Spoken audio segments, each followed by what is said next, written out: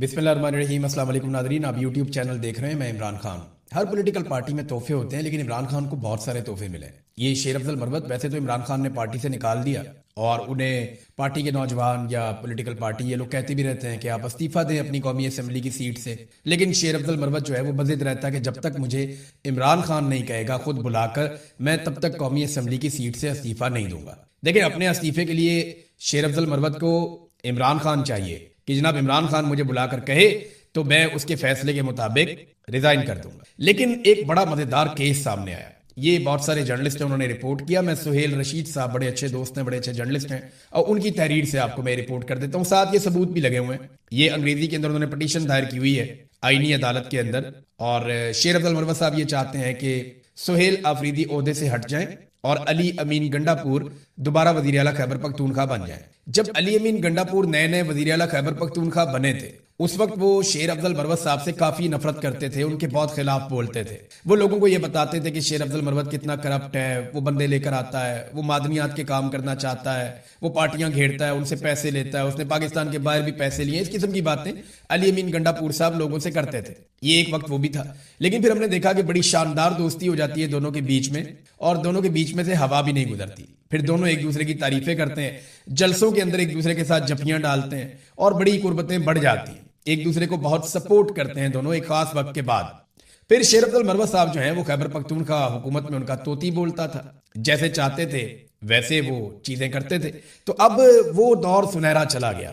अली अमीन गंडापुर साहब को इमरान खान साहब ने जेल से बैठकर हटा दिया, और एक और आदमी सुहेल आफरीदी, उसे इमरान खान ले आए कि जनाब इसको वजीर आला खैबर पख्तूनख्वा बना दें। अब ये इमरान खान की मर्जी है, वो अली अमीन गंडापुर को बनाए या सुहेल आफरीदी को बनाए। दोनों इमरान खान की पार्टी के लोग हैं।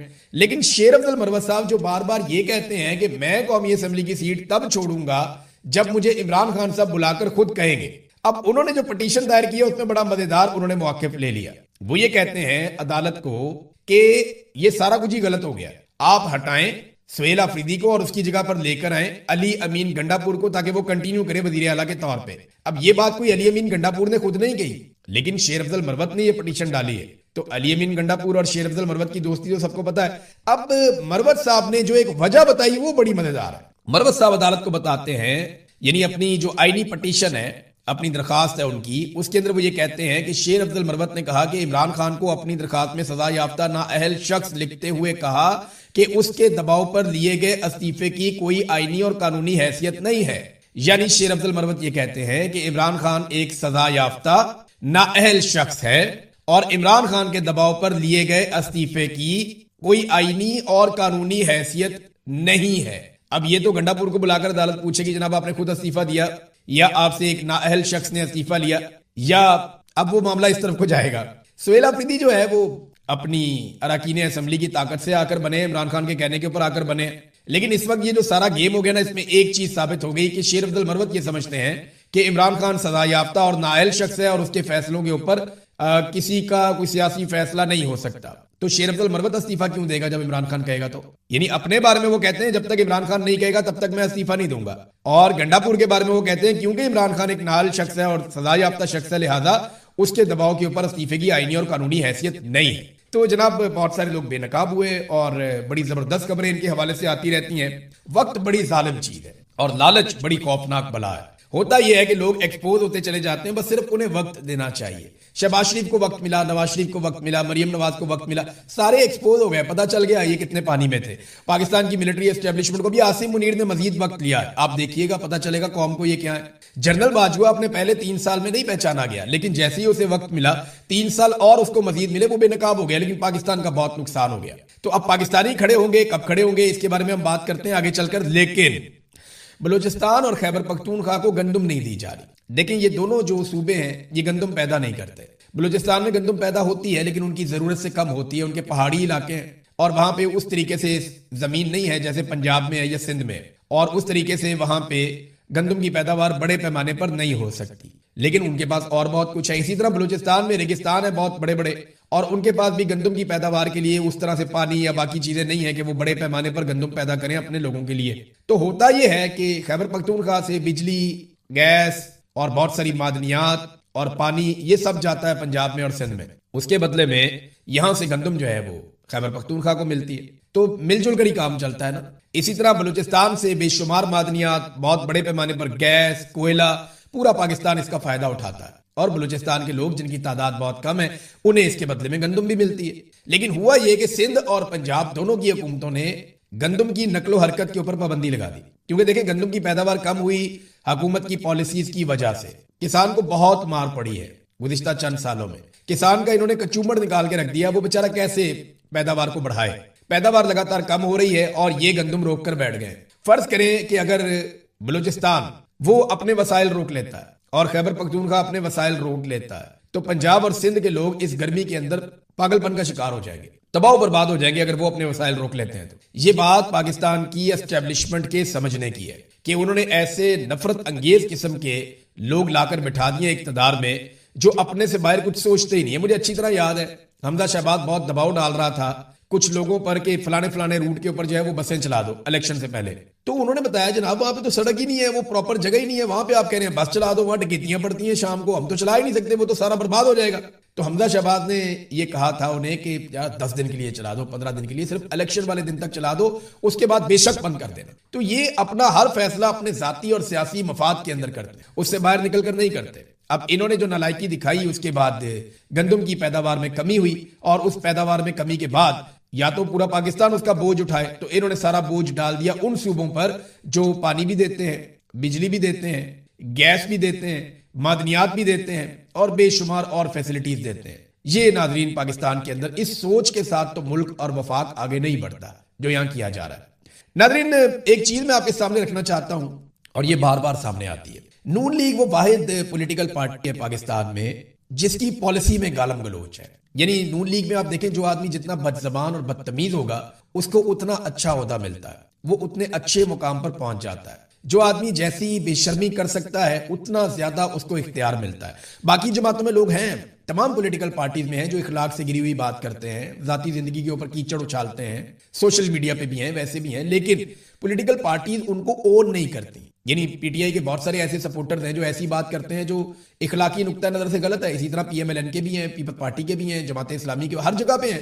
لیکن جہاں جہاں پہ ایسے سپورٹرز ہیں، تحریک لبیک والوں کے بھی ہیں، سب کے ہیں. لیکن مزے کی بات یہ ہے کہ نون لیگ کے علاوہ کوئی اور پولیٹیکل پارٹی ایسے گھٹیا اور زومانی اور بدترین جملے کسنے والے اور ذاتی زندگیوں میں گھسنے والے لوگوں کو کوئی سپورٹ نہیں کرتا، کوئی انہیں اون نہیں کرتا. نون لیگ اون کرتی ہے. یعنی جتنی گندی اور غلیظ گالی دینے والا اکاؤنٹ ہوگا نا اس کے فالوور کی لسٹ میں جائیں گے تو آپ کو نون لیگ کی قیادت ملے گی، خاص طور پہ مریم نواز. وہ ایک بہت ہی گھٹیا اور غلیظ گالیاں دینے والا آدمی آتا ہے، یہ نون لیگ کی قیادت اس کا استقبال کرتی ہے، اس کو پروٹوکول دیتی ہے. ابھی ایک اور گھٹیا گالیاں دینے والا آدمی آتا ہے تو اس کے لیے تقاریب منعقد کی جاتی ہیں. یعنی آپ کو عمران خان کسی ایک ایسے آدمی کو فالو کرتا ہوا نظر نہیں آئے گا. ایون پاکستان تحریک انصاف کی لیڈرشپ بھی آپ کو ایسے لوگوں کو فالو کرتی ہوئی نظر نہیں آئے گی جو گالم گلوچ کرتے ہیں. لیکن جب آپ دیکھیں گے دوسری طرف پی ایم ایل این کو تو یہ سب لوگ پالیسی کے تحت ان اکاؤنٹس کو، ان لوگوں کو فالو کرتے ہیں جو گندی گالیاں دیتے ہیں. دیکھیں ذوالفقار جی بھٹو یا عمران خان، انہوں نے نوجوانوں کو سوال کرنا سکھایا. انہوں نے نوجوانوں کو بتایا کہ جناب آپ سوال کریں، آپ ان سے جواب مانگیں، آپ آرگومنٹ کریں.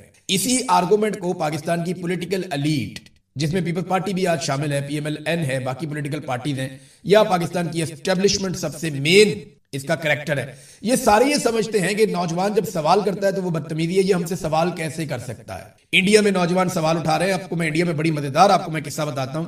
انڈیا کے جو چیف جسٹس ہے سوریا کانت، انہوں نے 15 مئی کو یعنی اب سے ایک ہفتہ پہلے انہوں نے عدالت میں ایک پروسیڈنگ چل رہی تھی، اس کے دوران انہوں نے کچھ ریمارکس دے دیے. وہ ریمارکس کیا ہے میں آپ کو بتاتا ہوں. There are youngster like cockroaches, کہ یہاں کچھ ایسے نوجوان ہیں جو کاکروچ کی طرح ہیں. یہ کاکروچ آپ جانتے ہیں نا، وہ لال بیگ جسے کہتے ہیں، یہ اس کے بارے میں انہوں نے کہا جی یہاں پہ کچھ ایسے نوجوان ہیں جو کاکروچ کی طرح ہیں اور انہیں نوکریاں نہیں ملتی یا انہیں کوئی جگہ نہیں ملتی کسی پروفیشن کے اندر. تو ان میں سے کچھ جو ہیں وہ میڈیا میں چلے جاتے ہیں، کچھ جو ہیں وہ سوشل میڈیا پہ چلے جاتے ہیں، کچھ جو ہے وہ رائٹ ٹو انفارمیشن کے ایکٹیوسٹ بن جاتے ہیں یا دیگر چیزوں میں ایکٹیوسٹ بن جاتے ہیں اور سب کے اوپر حملے کرنا شروع کر دیتے ہیں. یعنی نوجوانوں کو، پڑھے لکھے نوجوانوں کو کاکروچ کہہ کر مخاطب کیا چیف جسٹس نے. تو رد عمل کے طور پر، اس تانے کے رد عمل کے طور پر وہاں انڈیا کے نوجوانوں نے کاکروچ پارٹی اناؤنس کر دی اور نام رکھا پارٹی کا کاکروچ جنتا پارٹی. اب تک لگ بھگ اس کے ساتھ بہت بڑی تعداد میں لوگ جڑ چکے ہیں اور جو ڈیٹا سامنے آ رہا ہے آپ حیران ہو جائیں گے. اسی تانے کو ہتھیار بناتے ہوئے انڈین نوجوانوں نے 10 ملین سے زیادہ فالوور اکٹھے کر دیے ہیں. لگ بھگ 1 کروڑ لوگ انہوں نے اپنے ساتھ جوڑ لیے ہیں. یہ ایک نوجوان ہے ابھیجیت दीपक, ये 30 साल इसकी उम्र है, इसने इसको शुरू कर दिया फौरी तौर पे और नौजवानों को कॉकरोच कहा कि वो कुछ कर नहीं पाते, तो उसके बाद कॉकरोचों ने भारत पे हमला कर दिया। अब नौजवान डिस्कशन कर रहे हैं कि जनाब पिछले 10-12 साल में हमें क्या मिला। वो ये कह रहे हैं कि इंडिया की पॉलिसीज गलत हैं, नौजवानों को नौकरियां और बेहतर मुस्तकबिल नहीं मिल रहा, दुनिया नौजवानों को इस्तेमाल कर रही है और इंडिया नौजवानों को स्पॉइल कर रहा है। तो नौजवान बड़े जबरदस्त तरीके से इंडिया में भी खड़े हुए। इससे पहले बांग्लादेश में हमने देखा, नेपाल में हमने देखा कि जुल्म और ज्यादती के खिलाफ नौजवान खड़े होते हैं। पाकिस्तानी नौजवानों को भी एक दिन खड़ा होना पड़ेगा। हकायक उनके सामने अब कुछ भी ढका छुपा नहीं है। वो जानते हैं कि पाकिस्तान के साथ बुरा किसने किया और पाकिस्तान का मफाद किसके साथ है। देखिए, पाकिस्तान का मफाद पाकिस्तान के नौजवानों के साथ है। पाकिस्तान का मफाद पाकिस्तान की आवाम के फैसले में है। मिलिट्री एस्टेब्लिशमेंट बंद कमरों में जो करती रही है या जो कर रही है, इसके साथ पाकिस्तान का मफाद नहीं है। पाकिस्तान लगातार नीचे गया पाकिस्तान की मिलिट्री एस्टेब्लिशमेंट के घटिया फैसलों की वजह से। नादरीन, इससे पहले कि आगे बढ़ें, कुछ बैनुल-अक़वामी खबरें भी हैं, उनकी तरफ जाएं, लेकिन मैं आपको याद दिलाना चाहता हूं कि हमने आपसे रिक्वेस्ट की थी कि टैप टैप सेंड एक मनी ट्रांसफर एप्लीकेशन है और इसके जरिए से ओवरसीज पाकिस्तानी अपना पैसा पाकिस्तान में भिजवा सकते हैं। इसकी तफसीलात आप अपनी स्क्रीन पर देख सकते हैं। इस एप्लीकेशन को आप इस्तेमाल कीजिए। अब आ जाते हैं खबरों की तरफ। नाज़रीन, सबसे पहले तो बाजोड़ के अंदर एक ड्रोन गिरा और उसमें एक बच्चा जो स्कूल जा रहा था, एक मासूम बच्चा, वो शहीद हो गया, कुछ बच्चे जख्मी भी हो गए। देखिए, यही बच्चा अगर किसी गटर में गिरकर शहीद हो जाता ना, तो क्योंकि ये कसूर होना था एक सियासतदान का या सियासी जमात का या किसी एक हुकूमत का, तो पाकिस्तान के मीडिया ने वावेला मचा देना था, रोला डाल देना था। पाकिस्तान के मीडिया ने इसके जमीन आसमान के कलाबे मिला देने थे। पाकिस्तान के मीडिया ने क्या कुछ कर देना था, आपको अंदाजा है।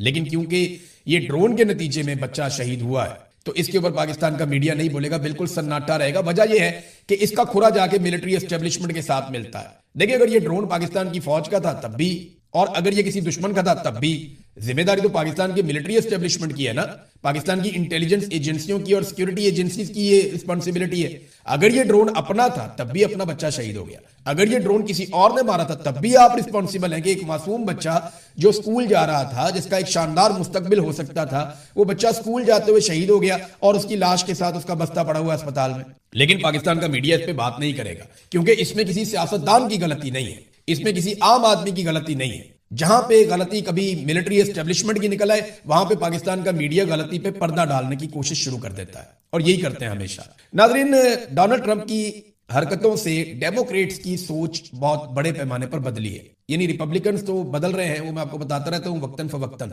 लेकिन जो डेमोक्रेट्स के वोटर्स हैं, क्योंकि मैं इसका इसलिए जिक्र कर रहा हूं कि अगली बारी अब रिपब्लिकन्स नहीं आएंगे, अगली मरतबा डेमोक्रेट्स आएंगे, ये सबको नजर आ रहा है, ये अब ओपन है। देखें, अभी इलेक्शन में 2 साल पड़े हैं, 2.5 साल पड़े हैं, लेकिन मुझे नहीं लगता कि रिपब्लिकन दोबारा इलेक्शन जीत पाएंगे, जो कुछ डोनाल्ड ट्रंप ने कर दिया।